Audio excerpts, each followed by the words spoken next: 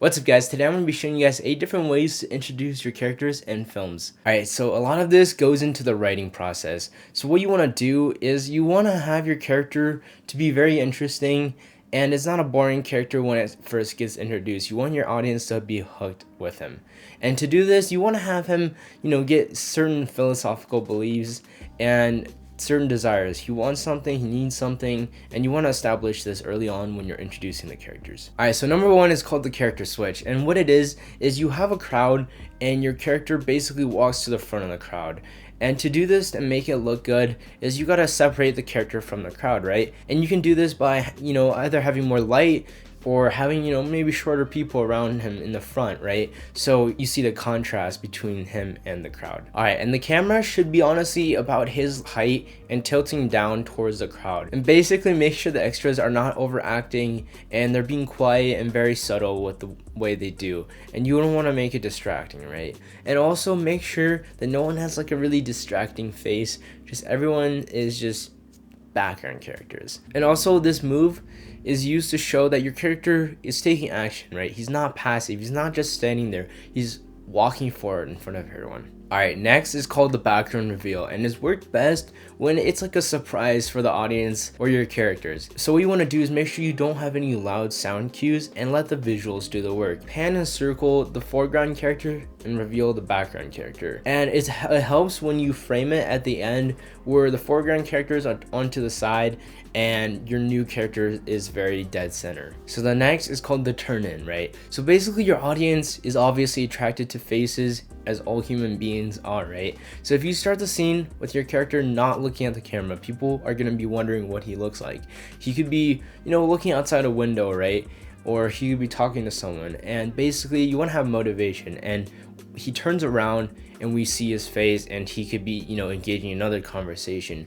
And basically you want to have minimal camera movements and you just want to have this nice reveal. Alright, so the next thing is called the object revelation. So keep in mind, whenever something is in the center, kind of like me, it means they're more important, right? So what you want to do is have something block them and the things moved out of the way and they're in the center.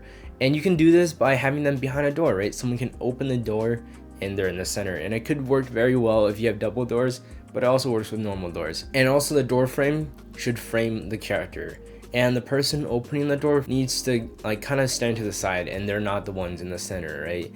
And give like a beat before the character walks into the room. Alright, so you want to introduce your characters, but you also want the characters to exit a scene, right? No one can be in the scene forever, and it's good to know some techniques for that as well. So to do that, there's a technique called window push, and you basically are dolling into the window and the characters at the window, right? And you're dolling in as they shut the windows and they walk off, and the camera kind of stays there watching and they turn off the lights.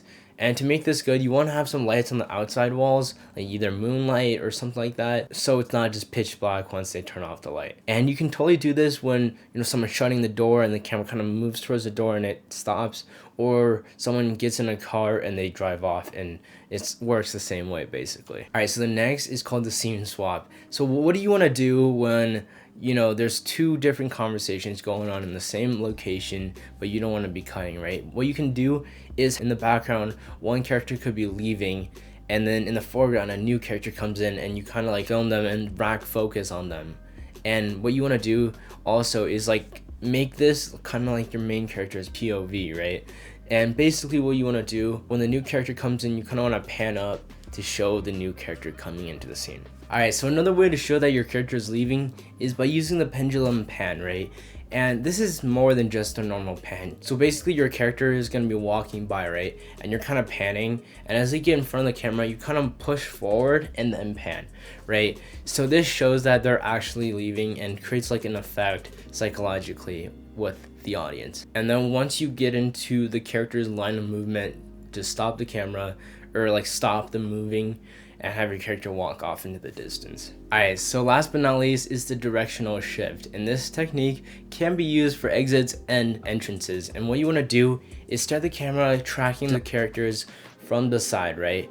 And as you're panning this way, and the characters are kind of making a quarter circle or something like that, and they're walking and they kind of turn, so you track and then you kind of go in front of them, right? And then, you know, if you're introducing the characters, they can be starting to talk and then you kind of track backwards. And if they're leaving the scene, they can just walk past the camera. But you know, like I said, all of these movements are great and all, and you should use it in your films. But if your scripts are not good, you know, if your character introductions in the screenplay is not that good, it won't work that well. So click this video to learn how to write better scripts. Anyways, I hope you guys enjoyed this video. Best of luck in your filmmaking endeavors. Peace out.